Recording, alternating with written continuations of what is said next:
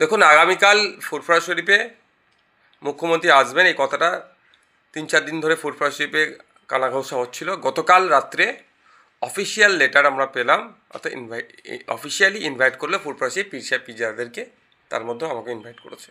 এবার আমি যাওয়া না যাওয়ার ব্যাপারে প্রশ্ন থেকে বড় কথা যে ফুরফুরা শরীফে আসছেন, এতদিন পরে আসছেন, ফুরফুরা শরীফ পীর সাহেব পীরজাদাদের যে আনুষঙ্গিক দাবি দাওয়াগুলো আছে কতগুলো সেগুলো শুনবেন বা কত সময় দেবেন বা এর ফল কী হবে সেটা একটা বড় প্রসঙ্গ। যদি পার্টিকুলার আমাকে জিজ্ঞাসা করেন আমি যাবো কি যাবো না, দেখুন এটা আলোচনা সাপেক্ষ। কারণ আমার পরিবার আছে, আমার বড়ো ভাইজান নিশ্চিতভাবে জানেন, তিনার একটা আলোচনা থাকে, পরিবারের একটা আলোচনা থাকে, পার্টির একটা আলোচনা থাকে।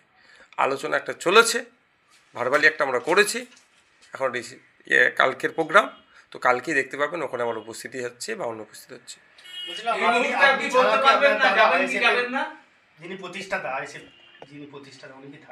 দেখুন ওটা তো তার ব্যাপার, তবে আমাদের বাড়ির আব্বাজানকে, বড় ভাইজানকে, আমাকে এবং আরও যে ফুরফুরা শরীফের দাদা হুজুর পীর রহমতুল্লাহ আলাইহির বংশধরেরা আছেন, পীর সাহেব পীরজাদারা আছেন, আমি যতটুকু খবর পেলাম প্রত্যেককেই কম বেশি আমন্ত্রণ জানিয়েছে। বলছিলাম বড় ভাইজান এবং আপনি এলাকার পীরজাদা হিসাবে পরিচিত, পাশাপাশি আপনারা রাজনীতির সঙ্গেও যুক্ত, তো কোন এতে আপনাদের এটাকে দেখছেন বিষয়টা?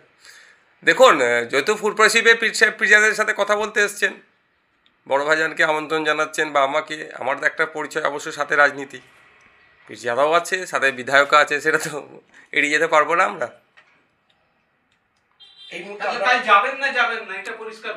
তো পরিষ্কার করবো, তো কালকে আপনি দেখবেন। এই মুহূর্তে কোনো সিদ্ধান্ত নেই। আগামীকাল 4টের সময় মুখ্যমন্ত্রী ফুরফুরা শরীফে আসছেন, ওই সময় এটা দেখে নেবেন। অনেকে বলছেন যে নওশাদ সিদ্দিকীর সঙ্গে আলোচনার পরই এখানে মমতা ব্যানার্জি আসছেন, মুখ্যমন্ত্রী আসছেন, তো উনি নাকি আমন্ত্রণ জানিয়েছেন। দেখো ব্যাপারটা হচ্ছে সবাই যে যার একটা তাল সুর মিলিয়ে দেওয়ার চেষ্টা করে নিজের একটা ক্রেডিট নিতে চায়। আমি বাইরে, এর পরিপন্থী। আমি তাল আর সুরকে মিলিয়ে দিয়ে আমি ফুল ক্রেডিট নিয়ে নেবো, এটা নয়। নবান্নে আমি ছুটে গিয়েছিলাম, আমার বিধানসভা ক্ষেত্রে যে সমস্যা সেইগুলোকে সমাধানের জন্য এমএলএ ল্যাডের যে টাকা সেটাকে খরচ করতে দেওয়া হচ্ছে না, সরকারের প্রধান যিনি তাকে জানানোর জন্য তিনি আশ্বস্ত করেছেন। আমি 1 সপ্তাহ টাইম নিয়েছি, আগামীকাল সোমবার কী পরিস্থিতি আছে সেটাও আমি দেখব। আর যেটা আসার কথা ওখানে যে আলোচনার ব্যাপারে, এই ফুরফুরা শরীফ নিয়ে নবান্নে আমি সেই অর্থে কোনো আলোচনাই করিনি। হ্যাঁ, আগস্ট মাসের সম্ভবত 4-5 তারিখে অ্যাসেম্বলিতে আপনারা জানেন মাননীয় মুখ্যমন্ত্রী মহাশয়া আমাকে ডেকেছিলেন, আমি গিয়েছিলাম।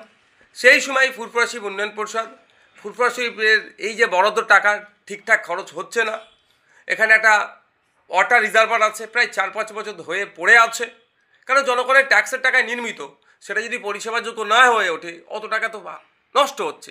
এই বিষয়গুলোকে সেই সময় কিন্তু স্বল্প সময়ে তাকে আমি জানিয়েছিলাম। বলতে পারছি না সেইটার জন্য যে তাহলে প্রায় 7 মাস, আগস্টে প্রায় 5-7 মাস অতিবাহিত হলো, তার ফলে এখন আসছে কি সেটা আমি বলতে পারছি না।